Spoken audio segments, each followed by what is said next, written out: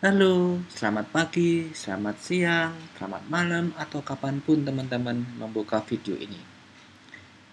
Kali ini kita akan membicarakan wawasan kewirausahaan pertemuan ketiga. Kita akan berbicara contoh-contoh sosiopreneurship. Wawasan kewirausahaan terkait dengan kewirausahaan sosial. Ini adalah pertemuan ketiga. Apakah wirausaha sosial dalam konteks urban itu?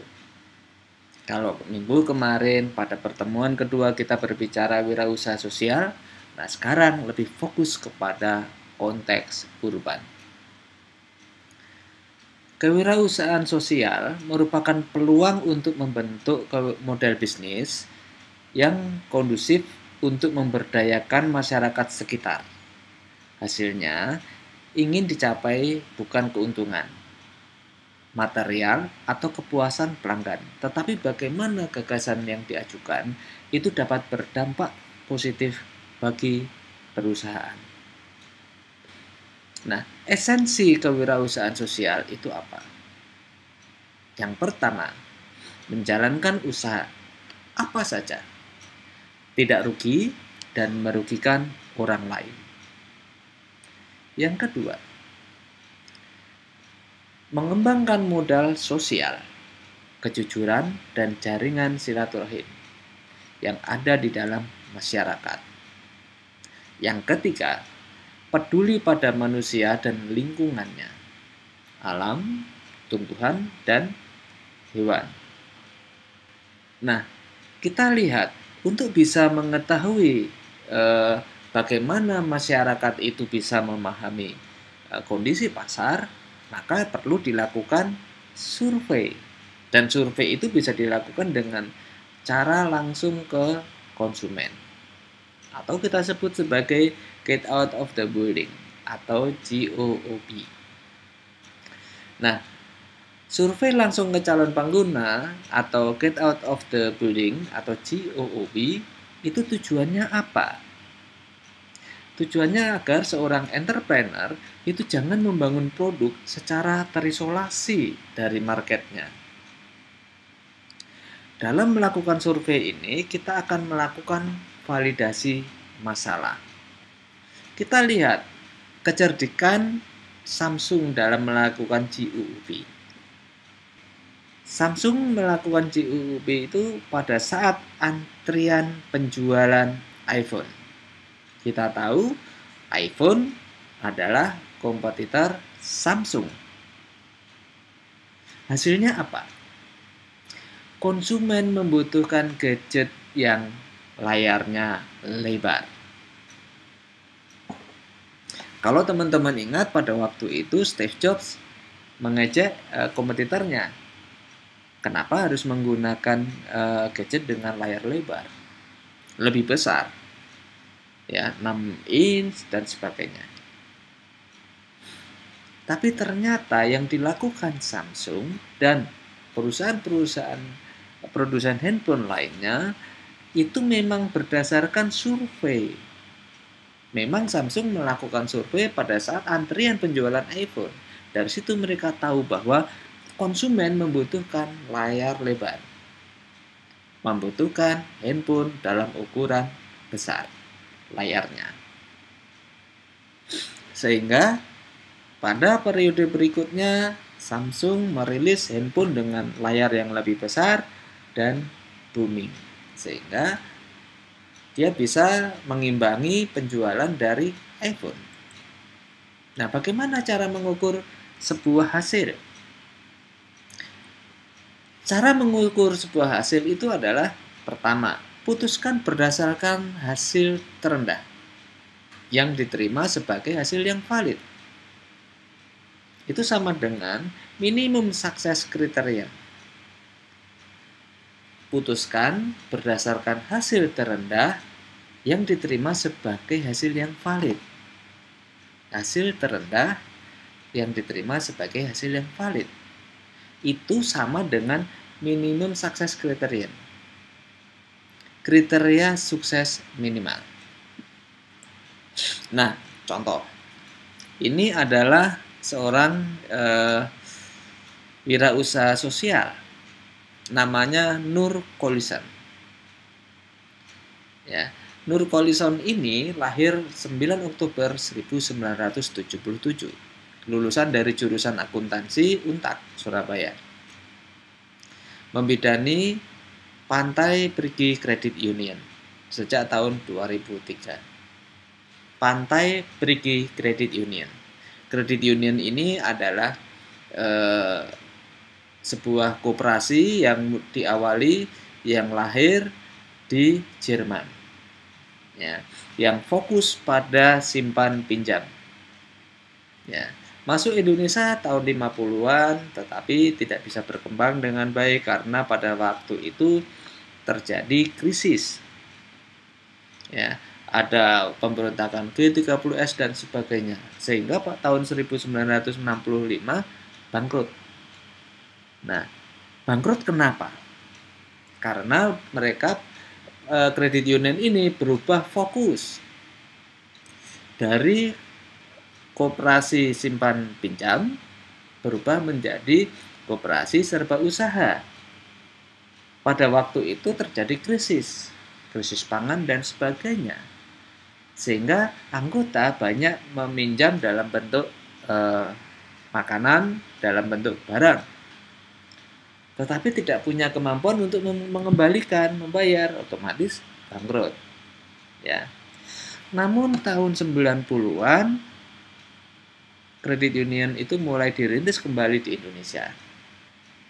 Para pendiri, kemudian para manajemen dari kredit union pusat itu mewanti-wanti, mengingatkan jangan pernah terulang kejadian tahun 1965 di mana berubah fokus koperasi dari kredit simpan pinjam, ya, dari koperasi simpan pinjam menjadi serba usaha. Jangan pernah berubah dari fokus kredit simpan pinjam.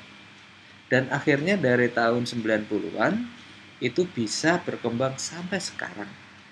Ya, semakin lama semakin besar.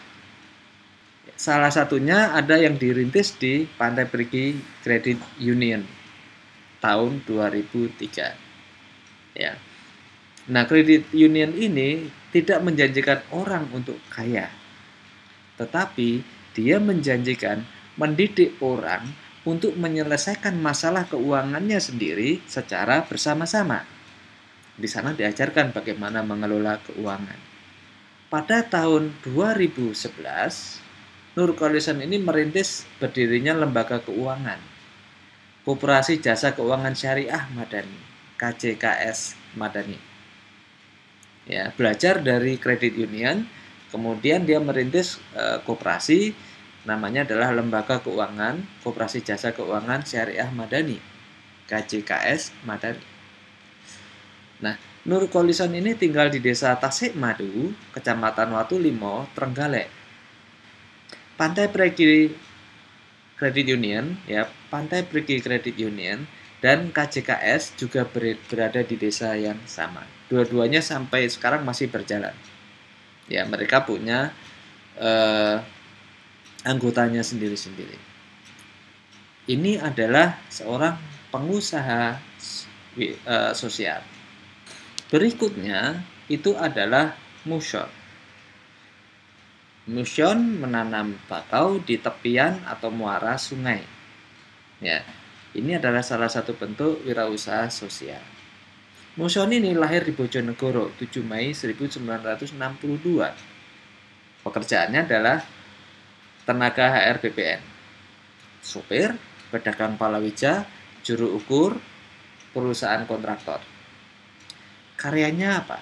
Menanam bakau sepanjang 1,5 km di tepian sungai atau muara Wonokromo. Ternyata apa yang dilakukan oleh Musion ini memiliki nilai tambah. Buah tanaman jenis Sonetaria sp digunakan sebagai bahan baku sirup. Kemudian buah Rhizopora sp, ya, tepung agar-agar dan cendol.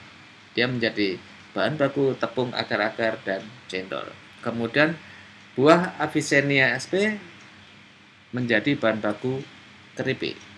Seorang wirausaha sosial yang bernama Musyol. Kemudian ada Tri Mumpuni. Tri Mumpuni ini lahir 6 Agustus 1946. Tinggal di Subang. Tidak kurang 60 lokasi terpencil yang sebelumnya gelap gulita menjadi terang benderang dengan pembangkit yang dibuat oleh Tri Mumpuni. Melalui Institut Bisnis dan Ekonomi Kerakyatan (IBK) yang mereka bentuk, memberikan penerangan di berbagai wilayah Indonesia dan satu lokasi di Filipina. Tri Mumpuni ini bersama suaminya membangun pembangkit listrik tenaga mikrohidro (PLTMH) sebagai sumber energi listrik bagi wilayah yang belum terjangkau atau sulit dijangkau oleh PLN dengan memanfaatkan potensi energi air yang terdapat di lokasi setempat dengan menggerakkan turbin. Ini adalah seorang pengusaha sosial, wirausaha sosial yang bernama Tri Mumpuni. Nah, kita lihat dari contoh-contoh tadi ada benang merah. Seorang inovator adalah seorang entrepreneur. Seorang inovator ketika dia memiliki empati, berempati dan berkorban, maka dia menjadi social entrepreneur. Ketika dia berempati, berkorban, maka dia menjadi wirausaha sosial. Itu adalah wirausaha sosial. Semua bisa, namun tidak harus menjadi social entrepreneur.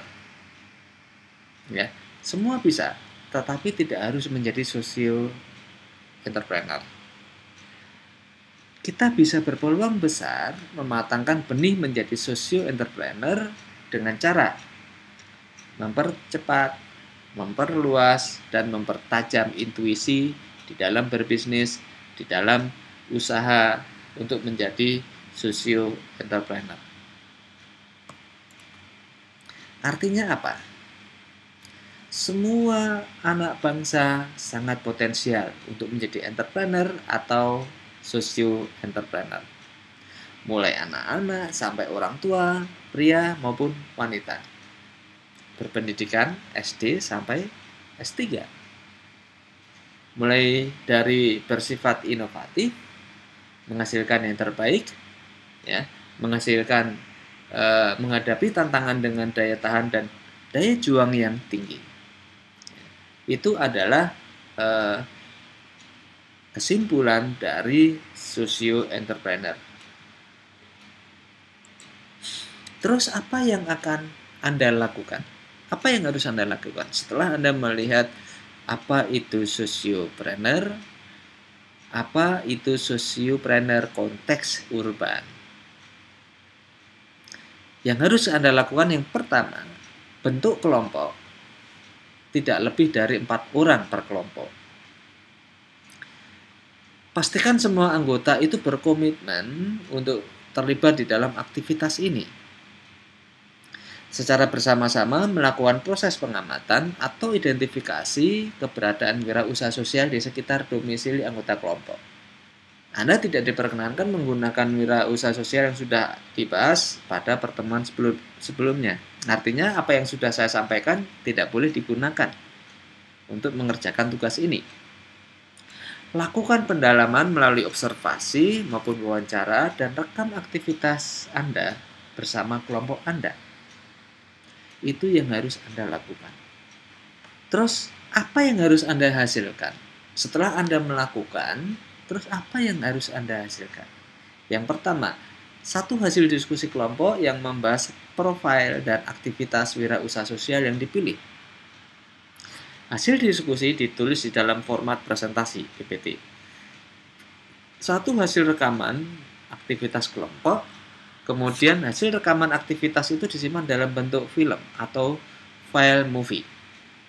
Semua hasil yang di atas harus dikirimkan melalui LMS ke dosen, ya, sehingga saya bisa mengoreksi, bisa menilai karya kalian. Terima kasih.